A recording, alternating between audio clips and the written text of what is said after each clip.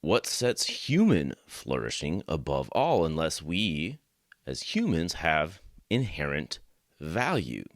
But again, that presupposes a transcendent standard. Hey guys, I'm Bill Westers, and this is the Encountering Truth podcast.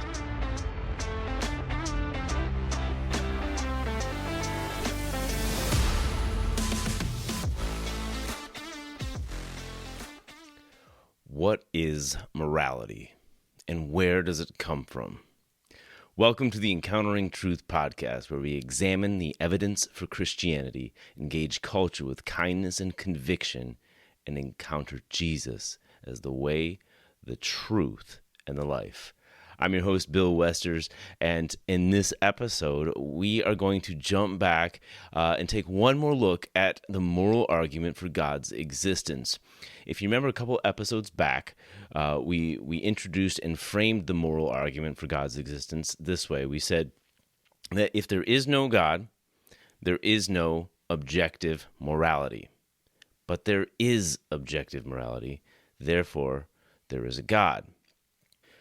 But in this episode, we're going to dig a little bit deeper into the moral argument and actually even look at a common objection to the moral argument and see where that kind of falls a little bit flat as an objection to this idea of objective morality and where it comes from. So, in order to address these objections, we're going to start with a dress.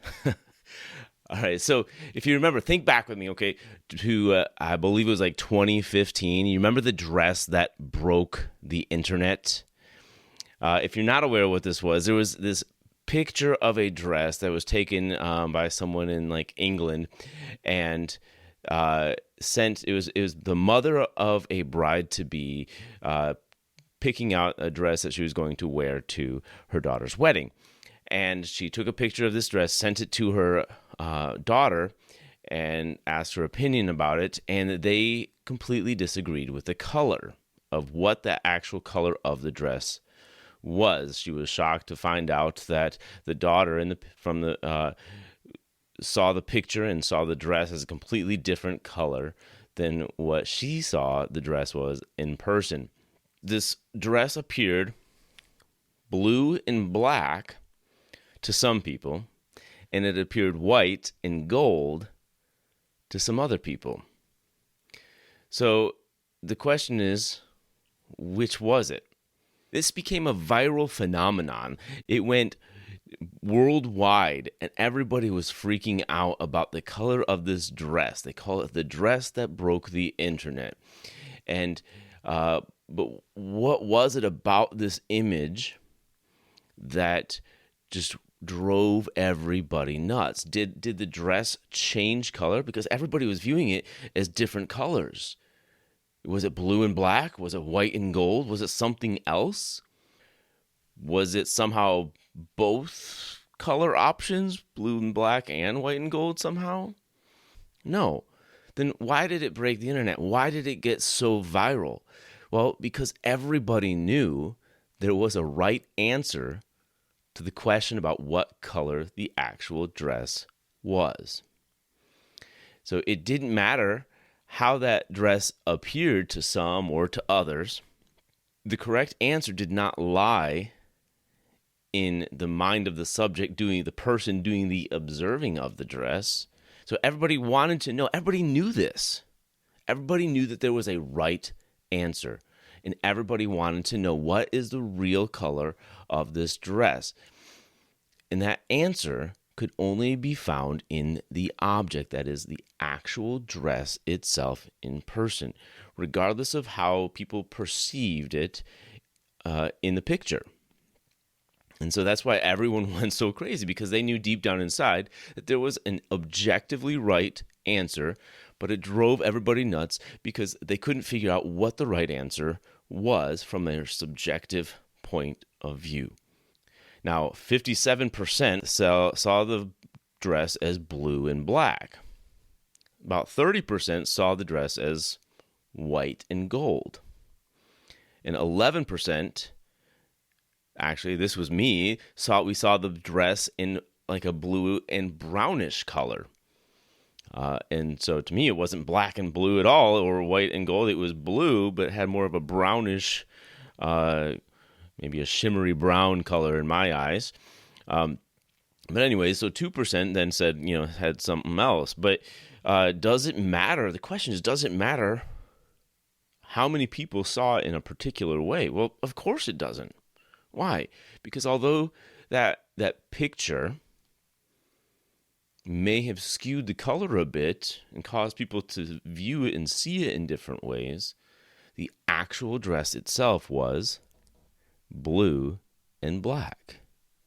So how people perceived the color of the dress in the picture quite literally depended on the lens through which they saw it, the actual lens of their physical eyes. And then, of course, how their brain interpreted what they saw. Now, this is actually a lot like what morality is like. That there is a real right and wrong, a real moral and immoral out there. And different people, different cultures, different societies, they might view differently what that would be. But just because they view it differently doesn't mean it changes depending on who is analyzing it. Much like the dress didn't change colors based on who was viewing it. There wasn't multiple right answers. It also doesn't mean that the majority culture or society gets to determine what is right and wrong. Just like 57% believed the dress was blue and black. Now it was, but was it because the majority said it was? Of course not. The actual object itself, the dress, was blue and black in reality. And so their view happened to line up with reality versus the 30% that saw it as gold and white. Their view did not line up with what was true and real. The standard exists outside of them. It rests in the object. Changing one's mind or opinion, or society's opinion about it, is not going to change the subject, whether that's a dress or whether that's objective morality. So, what is morality? Morality, according to the dictionary definition, is principles concerning the distinction between right and wrong, or good and bad behavior. Another definition puts it this way: it's the extent to which an action is right or wrong. Now, the very definition of the word morality shows that it cannot exist without a standard by which to make a distinction or measure the extent to which that action is right or wrong. In fact, there is no such thing as morality, good, evil, right, wrong, moral, immoral, if there is no standard by which to measure it. It simply could not exist. Even if morality were relative or subjective, is another word for that, there's still a standard. In fact, there's actually, in that case, many standards developed by numerous individuals or groups of individuals. And the problem is that in that view, that nobody could hold their standard over anybody else, because that's really actually just the definition of subjective. It's anchored in the self, the individual, or the group of individuals. So some may say the goal of morality then is human flourishing or well-being. Well, morality itself cannot actually even have a goal. A goal, or a telos, must come from a mind. Therefore, the goal of a moral standard must come from the mind of the one who set the standard. If the mind behind the standard is that of an individual or a group of individuals, that would make the standard subjective, as in grounded in the subject. It would be relative, which means it could change from person to person, subject to subject. It could change as they change their minds. And this is actually what Greg Koukl, in his fabulous book Street Smarts, calls the inside-outside distinction. And a lot of the arguments, a lot of this stuff is really clearly laid out in Greg Koukl's newest book. You need to pick it up. It's so great, so clearly laid out. And I'll put that in the show notes for you, but great book. But this is what he calls the inside-outside definition. He says, if the truth maker, the condition that makes the statement true, is something about the object itself, something outside of us, so to speak, unrelated to our own thoughts, desires, feelings, or beliefs, then the truth is an objective truth. Just like what made the statement true that the dress was blue and black was that it was about the object itself. Unrelated to my own thoughts or your thoughts or anybody's desires or feelings, we couldn't change that. That was an objective fact about that dress, that it was blue and black. And then he goes on to say that if the truth you have in mind can change simply by changing your mind, then that truth, quote-unquote truth, is only in your mind. It's not in the world. It's on the inside, not the outside, and that's relativism. Now, one argument, or one of the common objections to the moral argument, is that morality can exist on its own without the need for a God as the moral lawgiver.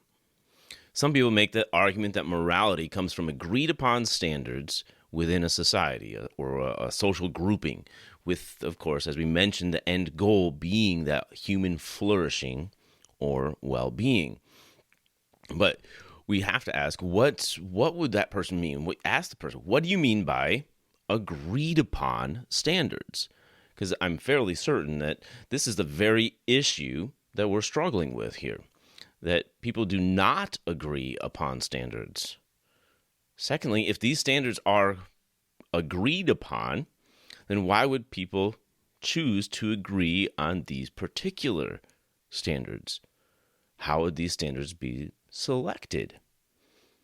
It seems to me that there would have to be some sort of transcendent standard by which to determine whether or not these subjective standards that are being selected, chosen, would actually best align to. So otherwise, it would just be, again, down to personal preference, that we just like these better, regardless of what you think. And then this idea of a goal of human flourishing or well-being, I mean, it sounds all great and like, oh, it's just a perfect solution, right? But the problem is that you're starting at the end of the argument instead of at the beginning. You say you're working towards something that is good, but you haven't determined why it could be considered good in the first place. Why would human flourishing be automatically considered good? Why not animal flourishing or plant flourishing? Or for that matter, why not just inanimate objects? What sets human flourishing above all, unless we, as humans, have inherent value? But again, that presupposes a transcendent standard. And then who gets to determine how human flourishing is defined? You know, we mentioned in one of our previous episodes that Hitler had his idea of human flourishing. That's what the Holocaust was all about, wasn't it? His idea that to annihilate what he called the inferior race so that the master race, according to him, could flourish. Look, there would be no logical way that anyone could rightly be held accountable for violating the standard. Because different individuals in different cultures would be able to hold their own agreed upon standard. How then would it be determined which groups or which cultures' standards were authoritative? The one would be the one with the most people, the majority, the largest culture or society? Or would it be the one with the most power and military force to enforce it on other people? Okay? Or maybe it would be the one that would be resulting in the most human flourishing. Oh, that one sounds good, doesn't it? Except the problem is Again, whose definition of flourishing would that be? And how would flourishing be measured or weighed other than against a standard, which again would have to be a transcendent standard above and beyond all other possible standards. Also, if it's the majority, why the majority? Or even why those with more power? Would it not be valued to elevate the ideas and the authority of a weaker minority? Or those and allow those to determine the standard? If the moral standard were subject to some agreed upon values of individuals or groups of individuals, you would not be able to even say that the Nazis were wrong. They did what was morally acceptable in their culture and agreed upon in their culture, according to their subjective moral standard. So were the Nazis then determined to be wrong only because they lost the war? Well, let's talk about the Nuremberg trials. After World War II, they held the Nuremberg trials and put the Nazis on trial for crimes against humanity. But were the Nuremberg trials just holding the Nazis, accountable to our moral law? Or to a higher moral law that was transcendent and applies to all cultures, regardless of what an individual's culture says is morally acceptable?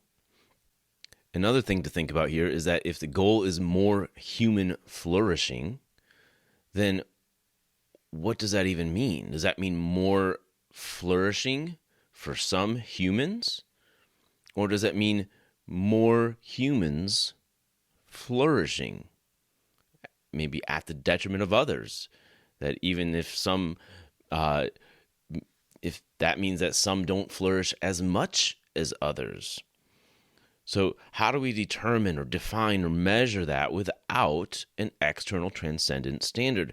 Another question, does abortion lead to human flourishing? Because I would say that there's about 63 million humans that would beg to differ with that, whose voices cry out from the grave and say, where was my opportunity to flourish?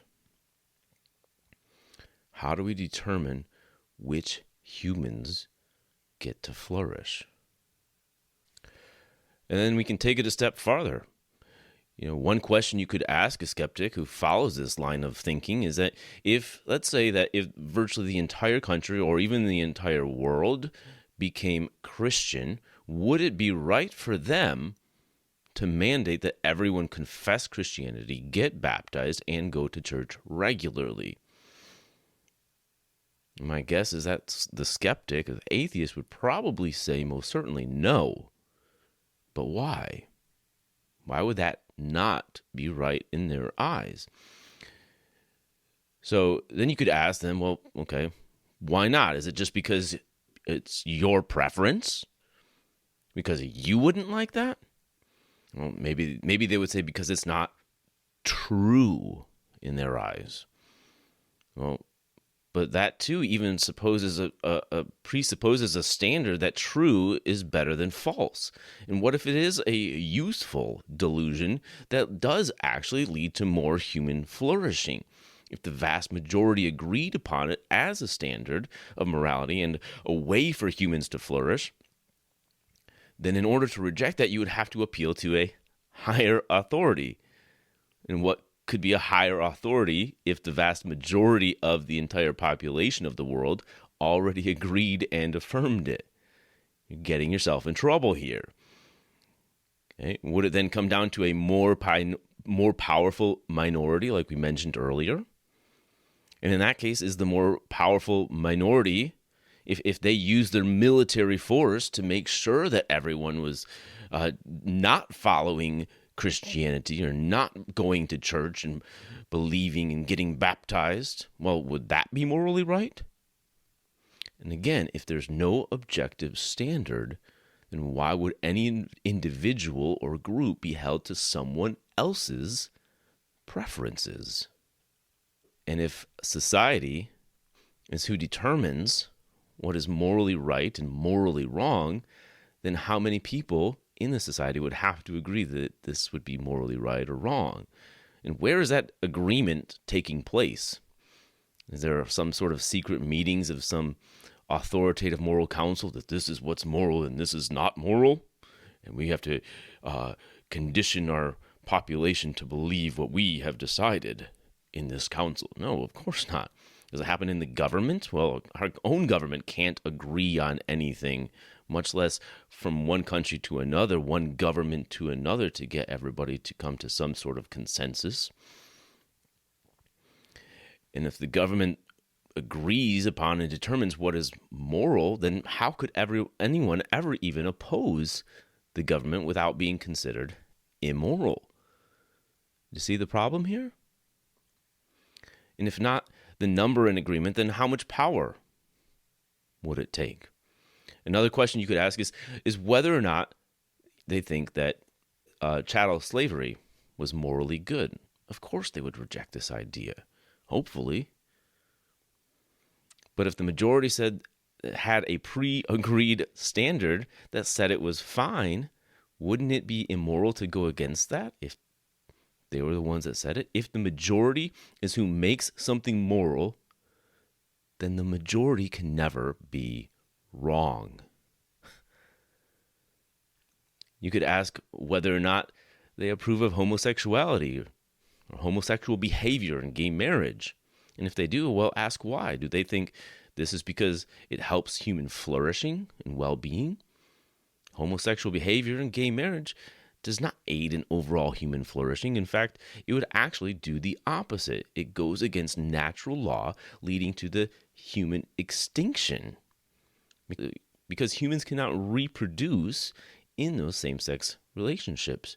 So they might make individuals happier in the short term, but how does this help society flourish if its end result would be the extinguishing of the human race? And then you could ask about whether or not our culture today, or society today, is better or more morally good than it was 100, 200 years ago when there was slavery, there was no gay marriage, these things. And have we seen moral progress? And if they say yes, ask them how so. Is it because society has improved their morals? Well, how do we know if they've improved? Because they say so? Because today's morals are more aligned to modern people's preferences? If society is the ultimate arbiter of moral truth, then when it changes its ideas about moral truth, then it's not better, it's just different. If there is no external standard by which to measure progress, or no transcendent goal to strive toward, there can be no such thing as moral improvement. You have to have an external standard outside of society, outside of the grouping of individuals or the self. Now, let me tell you what we are not saying here. We are not saying that you have to believe in God to know right from wrong. In fact, it's actually part of the Christian worldview. Romans 2:15 says that the law is written on our hearts and our conscience bears witness to it. So now we might not all agree on every detail about what is right and wrong, but we would all argue that there are some things that are morally wrong regardless of personal opinion. Some would go so far as to say, well, of course we know what's right and wrong. It's just common sense. We don't need God for that. But there's an important distinction to be made here, okay?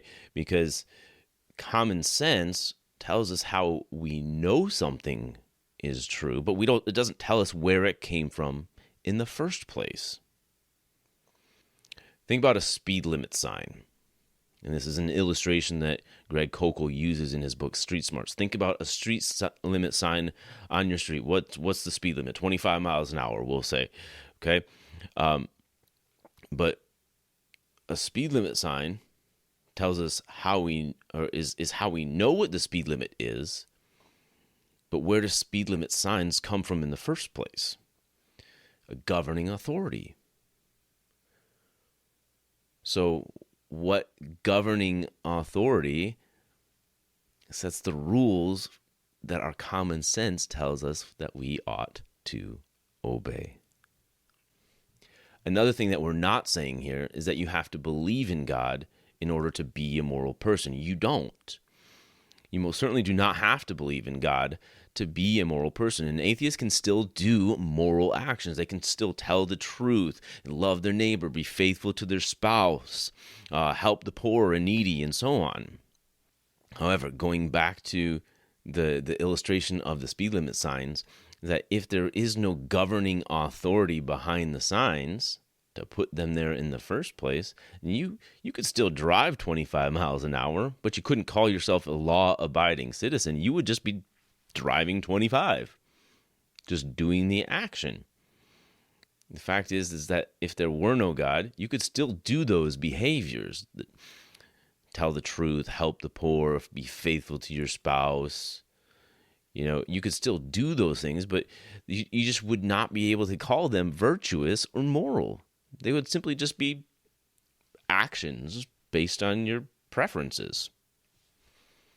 So in another illustration that he uses in his book Street Smarts is that of readers and writers. Now, you do not have to believe in the existence of writers in order to have the skill and know-how to read something, to carry out that action of reading. But the problem is that if there were no writers, there would be nothing for us to be able to read. So the Christian worldview holds the best explanation of reality. It's the only place that you can find true hope in this world. See, everybody's immediately in touch with the idea that there is something morally wrong in this world. It is the problem of evil. But it's not Christianity's problem. It's atheism's problem. See, the Christian worldview expects it. There is objective evil in the world because mankind rebelled against God's perfect standard of goodness.